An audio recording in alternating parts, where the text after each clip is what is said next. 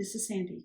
We're starting off our new year, and you've watched me paint, and you think, I can do this. Well, now you've got to go to the store and you've got to buy the supplies. You don't quite know what you want. I really haven't said what you need, and so you're just lost when you walk in that store. So I'm going to go through the paper, the paint, and the brushes and tell you how to figure out which brand or which type of thing you need to buy. So let's start with paper. Okay, so let's concentrate on our paper. What does the paper do? First of all, we will talk, or there's different weights of paper, and it's important that you know what they mean. You can get watercolor paper in 90-pound weights, 140-pound, 300-pound, even more than that. So you might wonder what that means. The paper obviously doesn't weigh 140 pounds.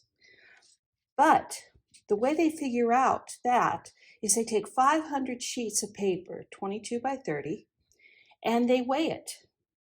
And when they hit 500, they tell you it's 140-pound weight. When they hit 300-pound paper, that means 500 sheets of that paper of that same size is going to weigh 300 pounds. So you will see watercolor paper, and it will be pounds. It'll say 140 pounds, but it'll feel different than the other 140-pound paper. That's what's important here. First of all, I'm going to show you paper, 300 pounds. This is 300 pounds paper. And if you look at it, it looks the same, but it's much heavier, much denser. I'm going to bend it, and you can see how it doesn't like to bend really well. If I take 140-pound paper and I use that same pressure, I can really bend it. So that just tells you this is a thicker paper. It also has more texture to it because it's thicker. There's also different paper types, basically. They can be made with wood pulp, or they can be made with cotton. You have to know, because a lot of times it doesn't say it, that what the paper is made up of. If a paper is made up of wood pulp, it's not going to be as archival. That means it won't last as long as the paper made of cotton. Wood pulp paper is more of a student grade paper, but it still works. So it just works a little differently. So we will have to experiment with it. Now, I went to places that I can get paper, like Hobby Lobby. If I were a beginner, it would be Hobby Lobby or Michael's. Might even be an art store, but they still have these same brands. There's Canson Paper, Strathmore, Series 400, Master Touches at Hobby Lobby. Arches can be at an art store, but most likely I order my Arches paper. So this is what we can buy at Hobby Lobby, Michael's. We can also buy a pad. The pad has sides that have like a wax finish that keeps them together. And that wax finish makes the paper stay the same size no matter how wet you get it. In order to get the paper on and off, you have to insert something and then just gently tear it off when you're done with it. Now you might think that doesn't make a lot of difference, but I'm going to show you an example. This paper here, this is all Arches paper. And this one here was done with just paper laying on the table. It looks good from the front. It's when you look at the back that it starts getting buckles in it. And if you look from the side, can you see the waves? This is important because if I were to try and frame this, I would have to straighten it flat first, which means I'm going to have to get it wet and stretch it. Once you get watercolor paper wet, if it's got a watercolor on it, water's there and it might change the way it looks. Remember the block that I just showed you? This came off of a block. Okay, now if you look, the block is flat. Same amount of water was used on both paintings, but because the block is there, the water didn't affect the way the paint or the paper lays. So this lays perfectly flat. It can be framed this way now. You can get around it. You can get some tape, some painter's tape or some masking tape, and you can tape it to a board. That works. Sometimes the tape doesn't want to stay put though either because of it's water, and if it gets too wet, it will start buckling also. Okay, so this, now you know what to expect. So let's talk about the Canson paper, the Strathmore paper, and the Master Touch. I think that if I were a beginner, that's probably where I would start.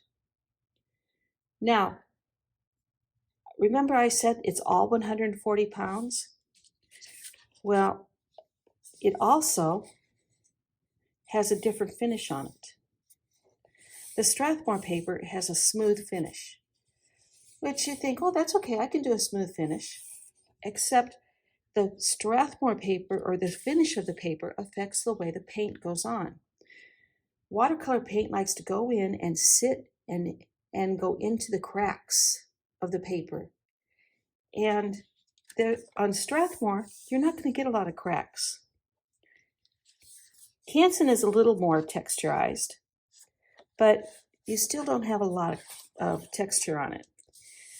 The Master Touch is the most textured paper. So depending on what you're doing, when you do the watercolor, you're going to get different effects on this stuff. When I paint, I use the arches. If you want to get exactly the same feeling for the paint as I do, then you're going to have to get arches. But let's look at Canson and let's look at Strathmore because we do use it. There's all kinds of things you can do. All right, I'm going to show you the differences between these four papers. We're just going to do little hearts. Okay, I'm going to start with, let's start with a red. I'm using the same amount of water. That's important. What I'm going to do is I'm just going to paint a heart.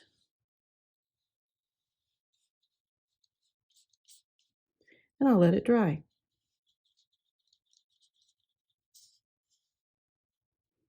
I only dipped my brush once in the paint and the water. Okay, I'm going to do it again on the arches.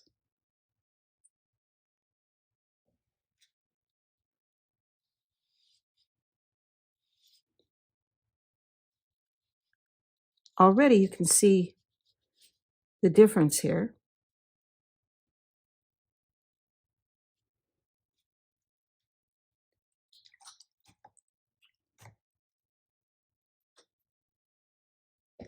The Strathmore.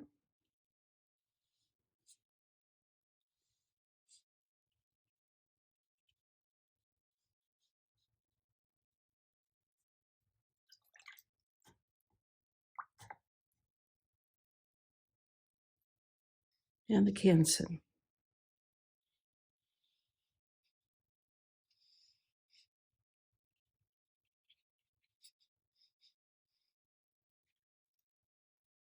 Okay, so when I paint, I'll say we're just going to do a wash. This was a wash done in a heart shape. Sometimes when I do a wash and I want the edges to kind of loosen up a little bit, I will go around with just water and just periodically touch the edge of the picture, and it'll kind of bleed out wherever I touch it. So I'm going to come over and I'm going to do that to every one of these. This is just water.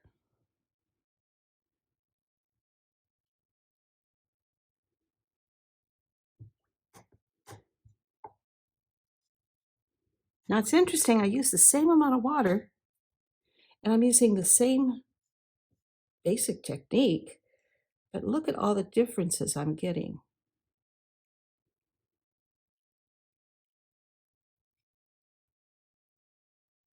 Just by touching the very tip edge of that.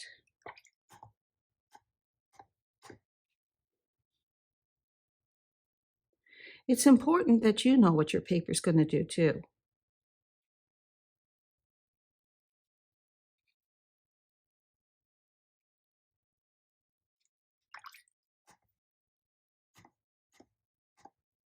Okay, the next thing we're going to do is we're going to do a blend. Let's say I want to do a sunset. And I'm going to get some red and I'm going to put it down here at the bottom.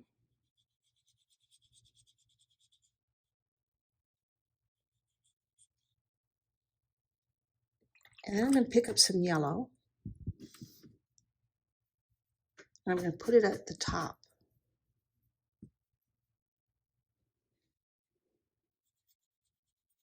Now I'm not getting my brush wet again. I've got yellow up here. Now I'm going to just barely touch the red. And I'm going to let it do the work. I'm not going to move it or anything. Okay? Now I'm going to come over here and I'm going to do the same thing to this red.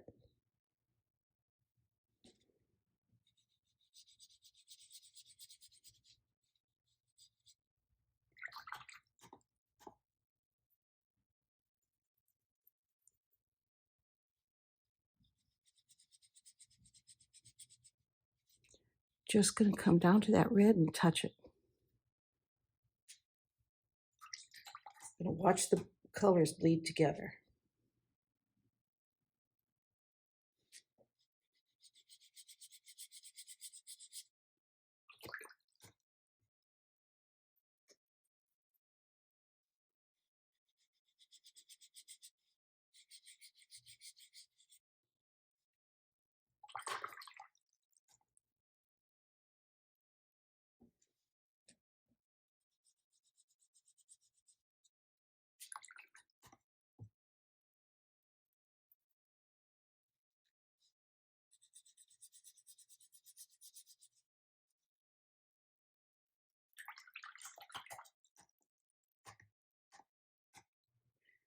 Okay, the next thing I'm going to do is another heart, another red heart.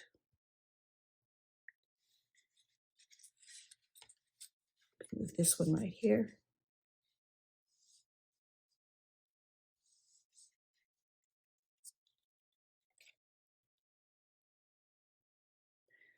This is a flat color. I just want to see what it's going to look like if I put on a flat color. I'm getting a shine there. And you can see it's just a flat color, nothing to it. We're going to let that dry. Then we're going to do some other things with it.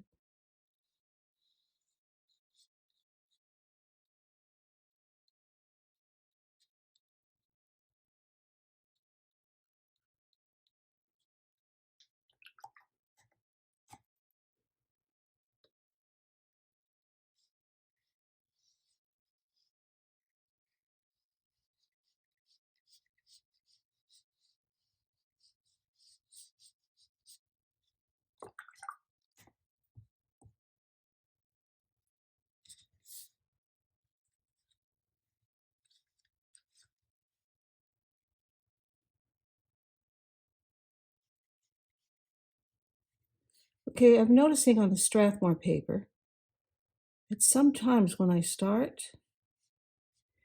the paint doesn't want to stick to that spot. So I've got to go over it again and try and force it to stick.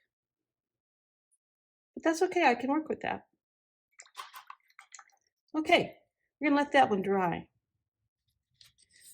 So we're gonna do it again. I'm gonna make one right here in red.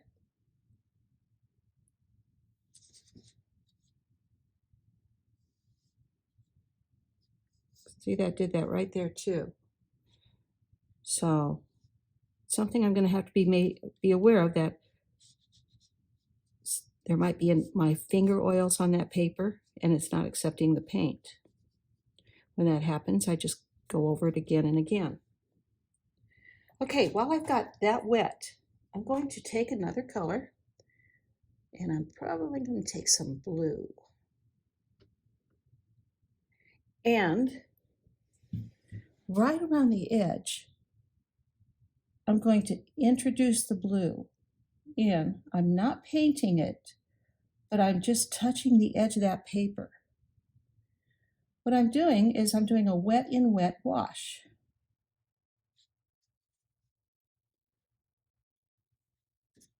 Turn this around so I can do it better without getting wet. I want to see how much that paint is going to travel on its own.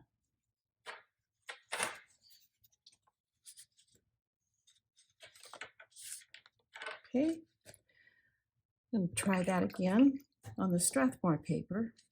Just turn it sideways like this.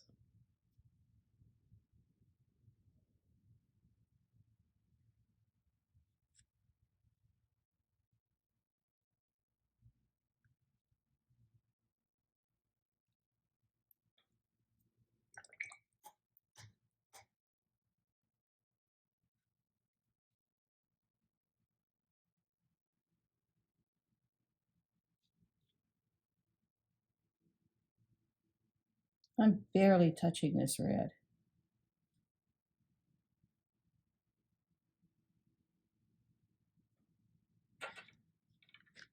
Let that dry.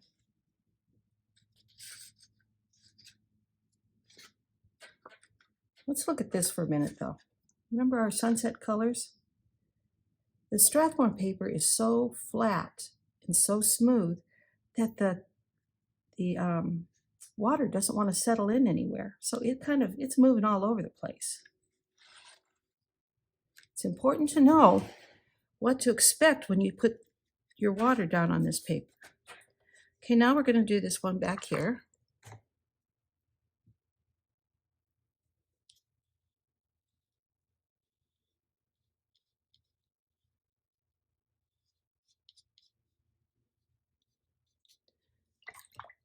Rinse out the brush and get some blue.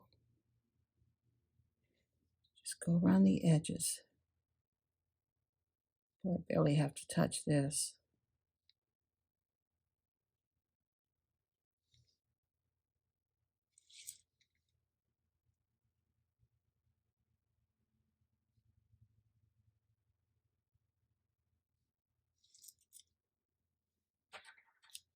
Okay, now we're going to come down here.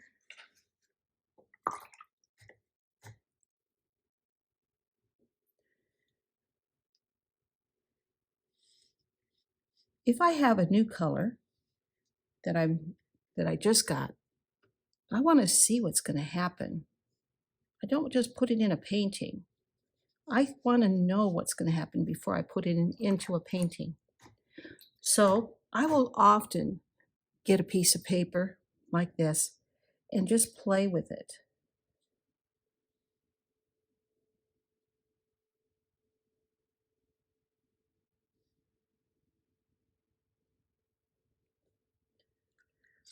Okay, now all of this paper has to dry in order for us to really see what's going on.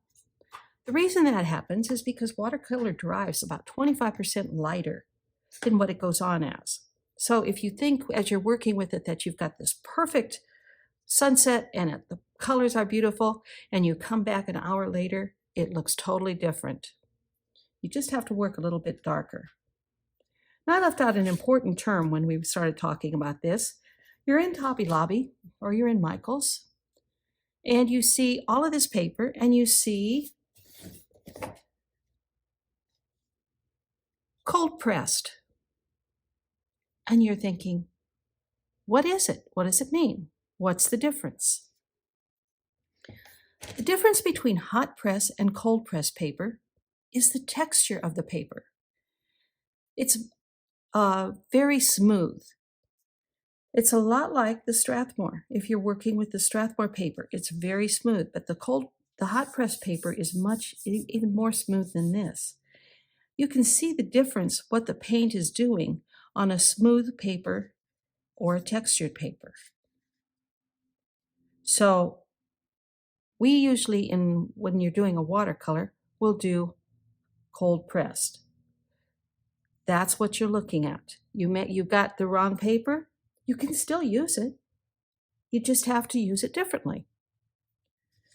Okay, we're going to let this dry. I don't want to use my hair dryer because the hair dryer stops the development of the color right at that moment where the heat is. And as it blows it, it can blow your water in different directions than what you would normally have gotten. So let's go ahead and give this about 15 minutes and I'll be back.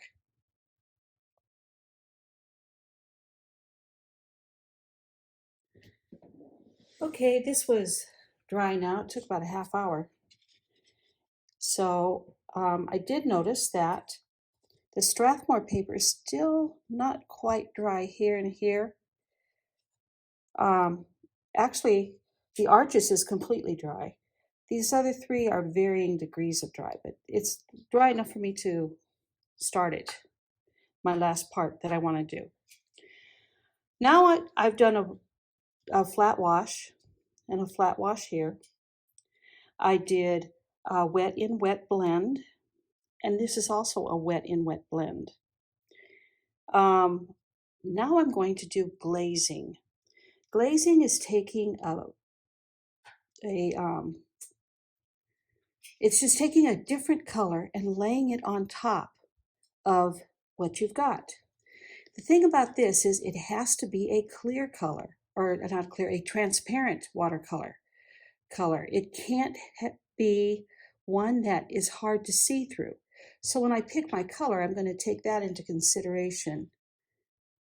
Okay, so I've picked a transparent color.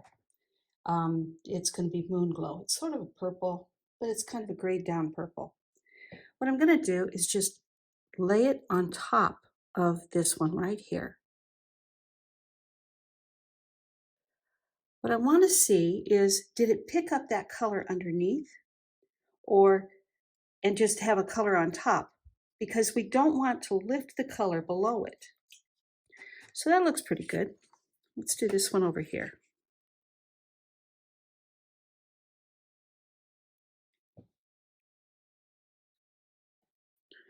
Ooh, that one isn't even taking any color.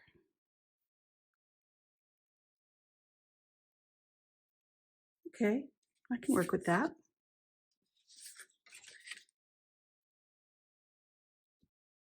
I'm going to lay it over here.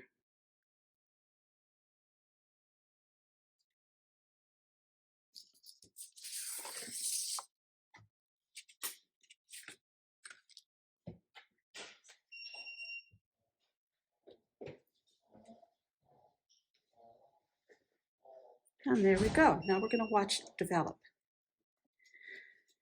Okay, so now we've put that was called a glaze, and we put it on top of another color, and we're going to look at it and we're going to see what's going on. The last thing I want to do is to figure out the liftability of this color. Now that means that sometimes when you make a painting, you want to lift the color off of it. Maybe you just want a shadow in the background. So in order to lift the color, you've got to play with it. It's just a wet brush with water, and you don't want to scrub the paper. You just want to rub the paper, just gently rub the paper. So I'm going to start with this one right here because it's in front, and right in the corner right here, I'm going to lift the color. Just water, just a gentle rub. Does it lift? It does lift. I can keep lifting and see what happens. I can also take and I can lift and I can go this way.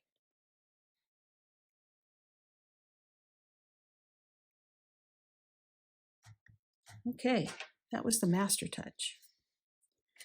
Now let's see what happens when we lift the Strathmore.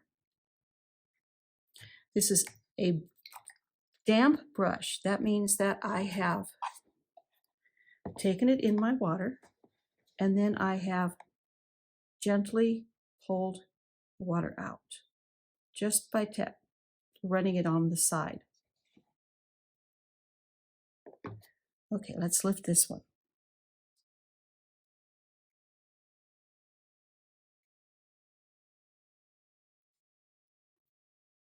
This isn't wanting to lift as much as the other one did. So I know that if I use this, I'm not going to want to try to lift this color. Not going to get the same results. Okay, that was the Strathmore. Let's do the Canson. Okay, I've just got a damp brush. Lift the same corner.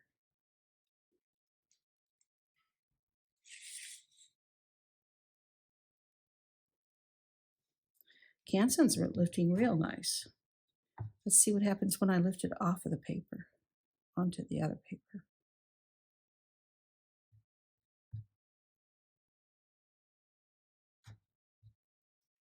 Okay. Now let's do the arches.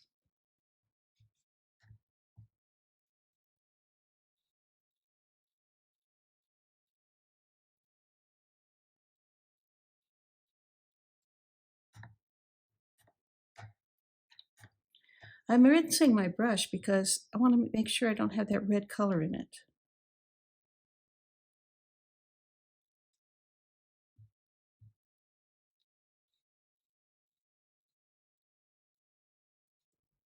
Okay. So let's go ahead now and let's look at our papers. And let's see what we've got here. Well, let's start with the Strathmore. It was harder to lift. And if you'll look at this wash here, the paper is so smooth that when you put the two colors together, it just sat there. It didn't move like the way you thought it would. So that would tell me that the flat color works, but putting two together like that and wanting it to spread doesn't work. So when I use this paper, I'm going to have to keep in mind that I'm not going to want to do a sunset on it. I can lift on it. That worked. The glaze on top of it, I don't really see the bottom color moving, but the glaze has a little bloom on it. And that bloom here and that bloom here concern me. It means that when I work with this color and I'm using two or more colors together, I'm going to get these blooms, and I've got to remember that when I use the paper. Okay, let's go with the Canson paper. Now, can you see the Canson paper is still wet from that first one I did? So the Canson paper doesn't dry as fast as the other papers. The flat wash, where I put the water against it after I did it to see just how it would spread, there's not a lot of spread. It's not diffusing the way I would like it to. So I have to remember when I use Canson that if I want it to diffuse, I'm going to have to work harder to get that. Okay, it did make a nice sunset colors. We've got an actual line here, though, where it stopped diffusing, where the red went up into the yellow, but it stopped in a straight line. I have to remember when I'm working with that I'm going to get that straight line in here. And might have to work a little bit harder to get rid of that line, but it works. Let's see, when I did the wet in wet, once again, I got that. It isn't drying quite evenly. And you can see I've got a couple of spots here that have a bloom on it. So I've got to remember that. The liftability, it lifted really nice. But let's look at the glaze. When I put the glaze over this color, it seems to want to move the color beneath it. You can see where it moved that red, and the red over here, that's where we're getting that hard to dry area. Once again, that's okay as long as I know to plan for this. All right, let's go to the Master Touch. The Master Touch, I think, is closest to the arches. So if you were doing a painting with me, you might want to try Master Touch because that's a lot like the paper I'm using. When I put it on this, the water against this one right here, it did diffuse a lot like the arches did, where it just kind of spread out and it doesn't have a clump of color. So that works. So let's look at this sunset colors. The wet into wet, it looks a lot like it does over here, except for this almost has another line, a lot like the Canson did, but it's a lot closer to diffusing than it was in the Canson. All right, let's go down to the wet and wet here. Let's look at the way the color moved onto the paper. It goes out into the tooth of the paper and diffuses. This one, it went out into the tooth of the paper, but it didn't quite diffuse as much. But it works. We can definitely work with this one. Now let's look at the glaze. Did the glaze move the color beneath it? I would say yes, it did. If you look at this one, it lays on top of the color. But this one here, it almost wants to move that red out. So I've got to remember that when I use it. So these are the 4 papers that you're going to see and at your hobby stores. If you want to paint and you want it to look just like mine and wonder why it's not looking like mine, look at your paper. The Strathmore has its uses. It's a very smooth paper, but it's not going to make a sunset. To make a sunset, you're going to need paper that is more like Master Touch or Arches. Now, sometimes we just play with washes, and these are on Canson paper. I'm going to move this.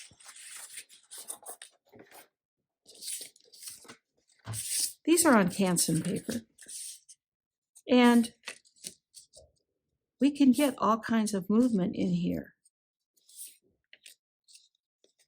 So yes, you can practice your washes on here. It might have a little bit of a line, but sometimes those lines are what makes that color.